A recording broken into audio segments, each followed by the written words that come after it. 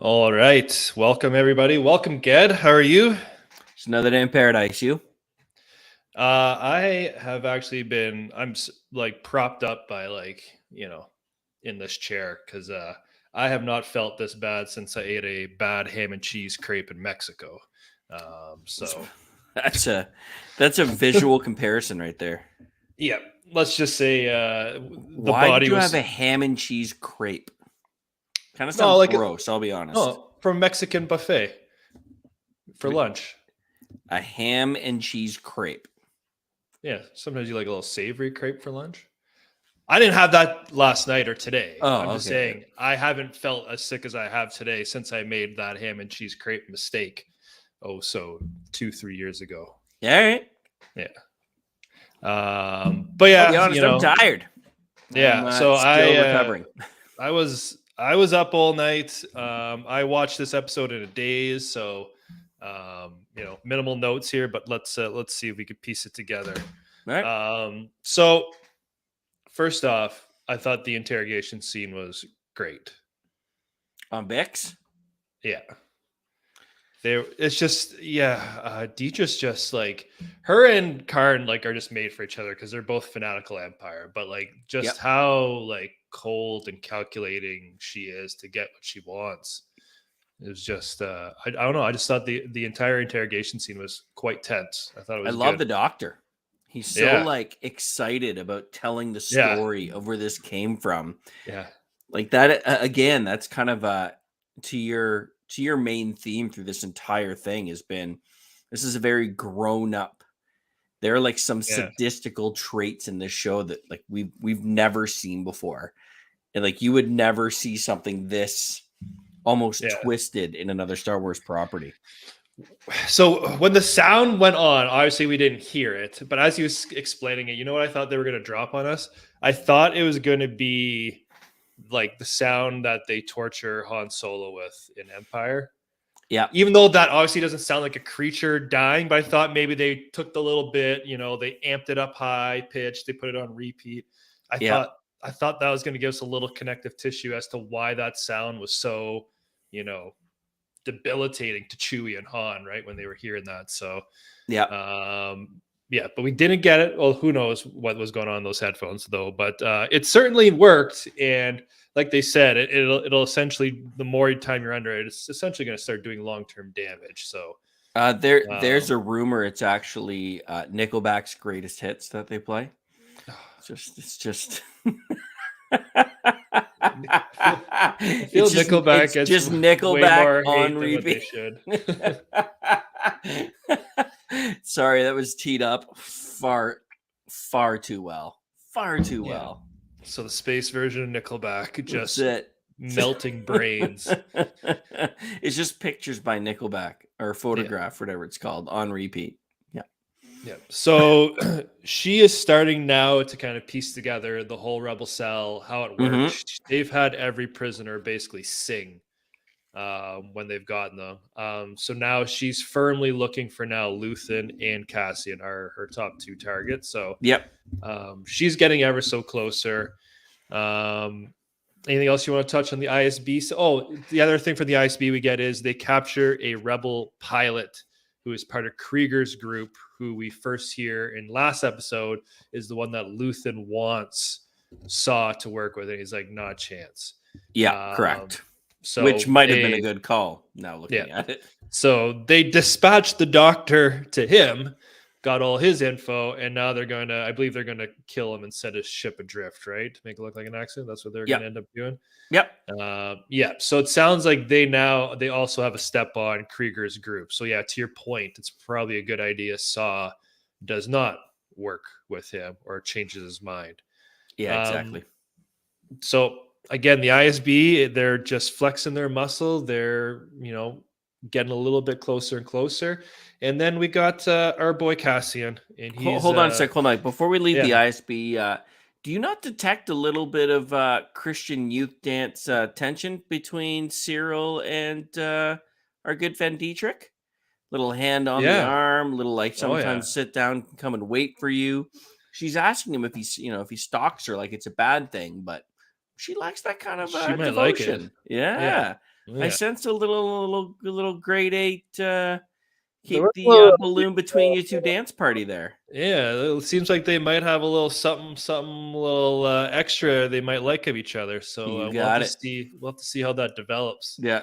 But yeah, no, I did detect that, and it was like, but yeah, she's like keeps threatening him. You know what I could do to you right now? But and he's obviously, like, please he doesn't. do. Yeah, he's like, oh, reprimand me. Seriously.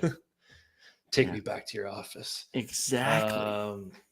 I could sense it. Remember, he said he could sense the justice in her. Yeah. But yeah, those two are sick wheels. They are made for each other. So we'll see what happens with them. Yeah. And our boy Cassian, he is basically staking out the prison. He's trying to figure out all the weaknesses, what the guards' rotations are, how many are there. If you go back to the first episode of the prison, there's little details, right? When the one guy at the beginning of the intro was late for the shift change. When a new worker's introduced, you get 2 guards in the cell. They know they need the shoes. So, all these things are obviously probably going to come into play down the road when they try to make their escape. But, we find out this episode that basically what they say? They released, someone finished their sentence, was released. On the 4th floor. Yeah, and was sent down to level 2.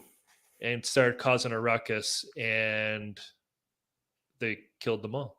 No, I think he was released from 4 to go to 2, but they accidentally re-released him into 4. They messed up. Yeah. And then to cover up their mess up, they just fried them all or something like that. It was 4 to 2 or 2 to 4. So basically, Tyler, you're free. You're on the 3rd floor. You're out, bud. Yeah. And then really they want to send you the level, the 5th, but instead there's a mix up and they re-release you back into your old floor. Oh, I see. Yeah. So he got released back into 2 and by accident. Yeah. So they did not make it. So they zapped everybody rather than deal with the consequences. So Cassian's been working on I can't remember all these Star Wars names, but he's basically working on our boy Andy Serkis here for the info. He's the team lead. He obviously knows a lot more than everyone else. He's been there a significant amount of time, and he's been reluctant to tell him anything, although kind of lets him do his plotting and talking. The episode's called Nobody's Listening, as Cassian's basically like, no one's gives a shit about us. But then we get to see with the med tech at the end when their crew member there basically has a stroke. Olaf. I like Olaf. Poor guy. And he basically says, they're not really, he's not provided anything to save anyone. He basically just has to euthanize him on the spot. And then that's when he tells them they had killed the entire level 2. And, when Andy Serkis hears that, he changes his tune because he realizes he's never getting out. So how many guards? Never more than 12. And just the way he delivers that line, Andy Serkis is so good, right? Yeah. The way he drops that line, just never more than 12. Oh yeah. And you could just tell the hate. Like he's not making it out for sure, but you could tell he's going to be taking some, Imperials down with him. And he's been so vocal about doing what he's supposed to do. He's got 243 shifts left and 217 shifts left. There's that moment when the med tech talks to him and just hope is gone. Like it's over. Like he is just a man in complete despair. Yeah, the sentence I've carried out so far has just been, for nothing, essentially. Yeah. I've just been, making, providing free labor with no shot of ever getting out. Cheaper than droids. Yep. So again, they make the labor camp, it's very, very frightening, and Andor is going to do something about it. He's got to get out. Yeah. And were you, surprised that we didn't actually get the full-blown escape this episode? This kind of ties into the theory that this has been kind of a slow burn show, and I agree, but not in a negative way. I've enjoyed the build of this. Yeah. Because this was technically episode 3 of the arc. So previous episode 3s were, action set pieces, where this one we're still getting more build up. Yep. So now I wonder, with 3 more left, and one of them having to be the prison escape scene. Are we going to get maybe 2 more episodes in prison and then one kind of like setting the stage for next season?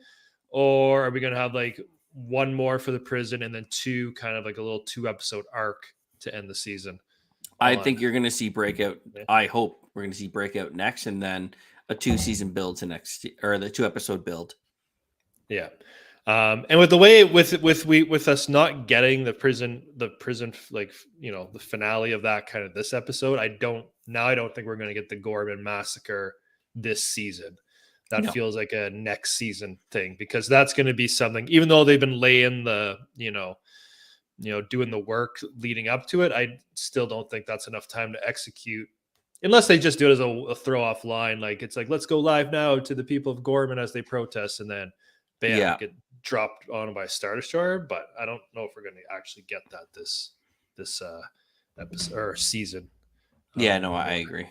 Yeah. What did you think of our friend, the cousin? Yeah, so the rich girl. So Vel is Mon Mothma's cousin from Chandrila. So yeah, and she obviously has no idea. They're both in it together, but Mon Mothma has no idea what Vel's been doing. You made a vow. Yeah, that was the line from that I really took. You made a vow. Like, they are in it.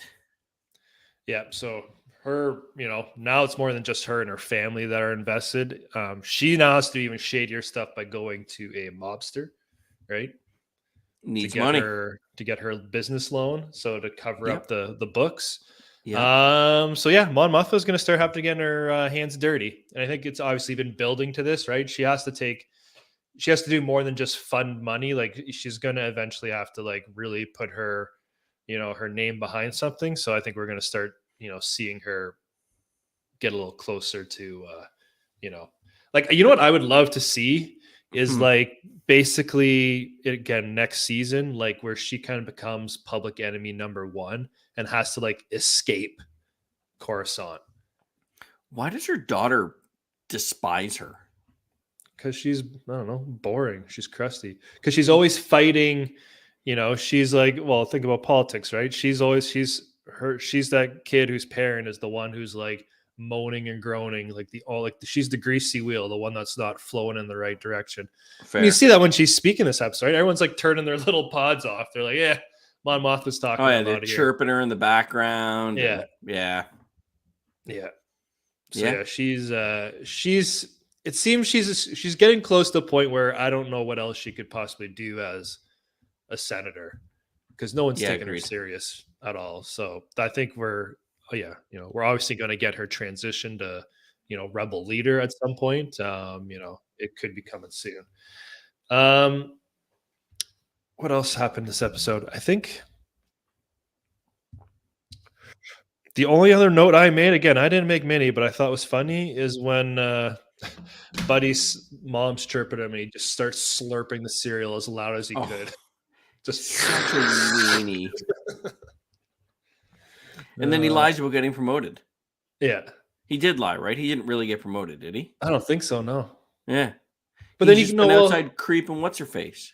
Yeah, she expunged his record is what she did. So I don't think it was actually promoted. She just he doesn't look like a, that's right, anymore. a clean bill of health. Yeah. Yeah. Any other thoughts before we give this a ranking? No, I liked it. I like the burn. I love the whole, I hate to admit it, but I love the Cyril Dieter thing. Yeah. I think that's just got toxic wonderfulness written all over it. It's set up to be nice and creepy. Yeah, very creepy. Yeah. Very creepy. And I love going back to Bix. Like, she is someone who has lost everything. She's lost, quote unquote, the guy she loved. She lost Andor. Like, she's not talking. Like, she's just going to become the humanoid version of Jabba the Hutt. You want to be able to recognize what she's saying. But she's just, you can tell she's in just such despair that she's like, meh. So they've kind of set up that they're not going to interrogate Cassian's surrogate mom there. They're just going to watch her. So are they basically setting up when he breaks free of prison, he's coming back to get them all off world, and they're going to be waiting for him. Yeah. So I think we're going to see another shootout on Ferrix. Yeah. Hey, it's not on Tatooine. I'll take it. Exactly. Yeah. Ferrix, the new Tatooine. Yeah. It's basically just a colder, overcast Tatooine. Yeah. Well, it's like the Navarro of the Mandalorian, right? Yeah, that's fair. The home base where everything started. Yep. Okay, give us a score. What do you got? Solid 8. Solid 8? Yeah. I mean, again, great build. Nothing crazy excited happened. I still want to know where the hooker is with his briefcase. Solid 8. Solid 8. You? Yeah, I'm going to go 8.3. Again, I love the interrogation scenes and stuff like that. But again, it's a build episode, and again, I'm not calling these episodes filler. The great thing about the show is we haven't got any filler, any throwaway, boring episodes. Like every episode's been top notch. It's just been varying degrees of where are we in the setup. You know what I mean? But everything keeps building in the right direction. Again, the tension's on. Like other shows that you and me have reviewed, like every once in a while you get a really weak episode. And so far, Andor has been consistently strong across the board. I agree. We haven't got a single weak one. Yeah, there has not been a dud yet. So, it's been great. That will do it for us. Next Wednesday, I'm hoping we will see something that rivals the heist episode. And I got a feeling it will. I just hope they ride in on a lawnmower that has been converted into an X-Wing. That is, my goodness. That is of epic proportion. They tell you I won first place? You did not tell me, but I am not surprised. I eventually took down first place. I believe runner-up was someone who did their side-by-side like Mario Kart. They had 3 red balloons hanging off the back. Oh, that's good. They customized their rims and everything like that. That's good. But yeah, did not keep up with the X-Wing though, so I took that down. Did I win enough to cover my costs? Absolutely not. But not even close. But now, are you going to keep? Are you going to keep the X-Wing wings on it for when you cut the grass?